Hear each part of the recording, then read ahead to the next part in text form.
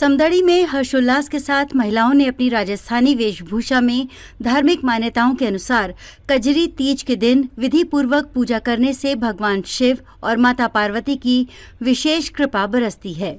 हिंदू पंचांग के अनुसार कजरी तीज हर साल भाद्रपद मास में कृष्ण पक्ष की तृतीया तिथि को मनाई जाती है। इस साल कजरी तीज का व्रत 21 अगस्त 2024 बुधवार को मनाया गया। कजरी तीज का व्रत सुहागिन महिलाओं के लिए बेहद खास होता है। इस दिन महिलाएं पति की लंबी उम्र के लिए निर्जला व्रत रखती हैं। साथ ही कुंवारी लड़कियां भी सुयोग्य वर की प्राप्ति के लिए ये व्रत रखती हैं। इस दिन माता पार्वती और शिव जी की पूजा करने से पति की आयु लंबी होती है। साथ ही सुख समृद्धि की प्राप्ति के साथ सभी मनोकामनाएं भी पूरी होती हैं। मान्यता है कि इस दिन पूजा के दौरान कजरी तीज की व्रत कथा का श्रवण या पाठन किया जाता है।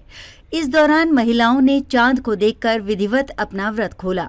इस दौरान पुष्पा सेन, प्रियंका चंद्रकांता, सिया सेन, अरुणा, लक्षिता, सुखी देवी सभी महिलाएं मौजूद रहीं। कजरी तीज व्रत कथा धार्मिक मान्यताओं के अनुसार संपन्न किया गया। एक गांव में एक ब्राह्मण रहता था जो बहुत गरीब था। उसके साथ उसकी पत्नी ब्राह्मणी भी रहती थी। भाद्रपद महीने की कजली तीज आई। ब्राह्मणी ने तीज माता का व्रत किया। उसने अपने पति यानी ब्राह्मण से कहा कि उसने तीज माता का व्रत रखा है, उसे चने का सत्तू चाहिए, कहीं से ले आओ। ब्राह्मण ने ब्राह्मणी को बोला कि वो सत्तू कहाँ से लाएगा।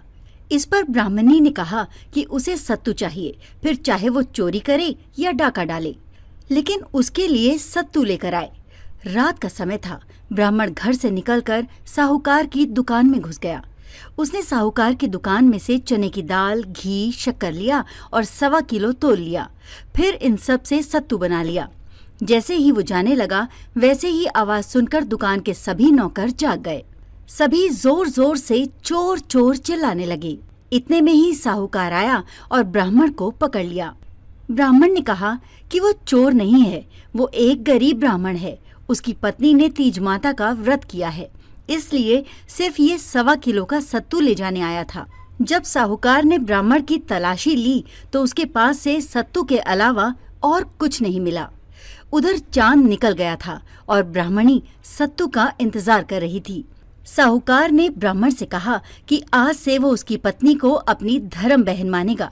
उसने ब्राह्मण को सत्तू, गहने, रुपए, मेहंदी, लच्छा और बहुत सारा धन देकर दुकान से विदा कर दिया।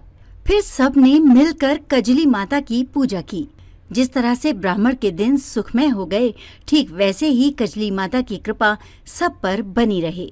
समदड़ी से संवाददाता डूंगर माली की रिपोर्ट।